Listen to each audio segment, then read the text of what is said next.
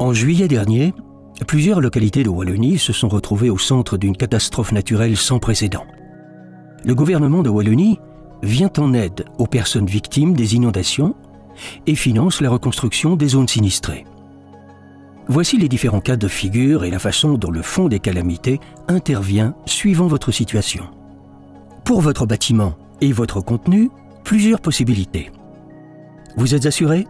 La Wallonie prend en charge une partie de l'indemnisation de vos biens assurés pour qu'ils soient remboursés à 100%. Vous ne devez faire aucune démarche. Votre assureur vous versera l'entièreté de la somme et sera remboursé par la Wallonie. Si vous n'êtes pas assuré, le Fonds des calamités intervient aussi bien pour vos contenus que votre immeuble. En ce qui concerne le contenu, vous pouvez recevoir jusqu'à 10 000 € pour les biens qui étaient dans votre bâtiment. Pour l'immeuble, vous pouvez recevoir une enveloppe de 80 000 € maximum et qui couvre 50% du montant des dommages. Ce budget doit être alloué à la réparation des dommages causés par les inondations. Par exemple, votre toit, vos murs, vos plafonds, ainsi que le déblaiement ou la dépollution. Si l'aide comprend des travaux de dépollution ou de décontamination, une somme de 10 000 € en plus peut être accordée.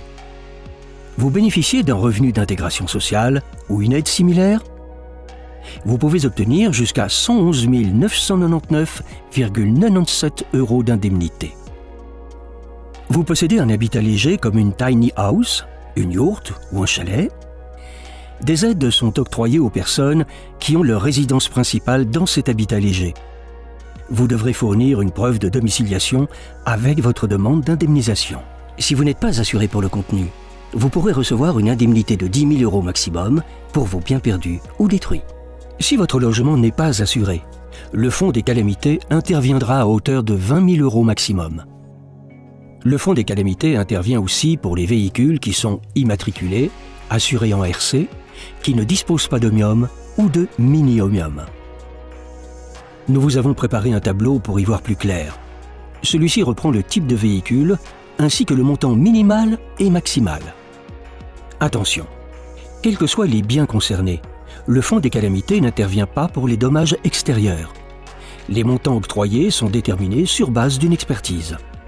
Comment puis-je obtenir l'aide du Fonds des calamités? Je remplis ma demande reprenant tous mes biens endommagés. Je peux remplir ce formulaire en ligne ou dans une permanence de ma commune. Il faut que ma demande soit envoyée entre le 20 octobre 2021 et le 18 avril 2022 pour être éligible. Pour plus d'informations, vous pouvez vous rendre sur le site internet www.wallonie.be/inondation.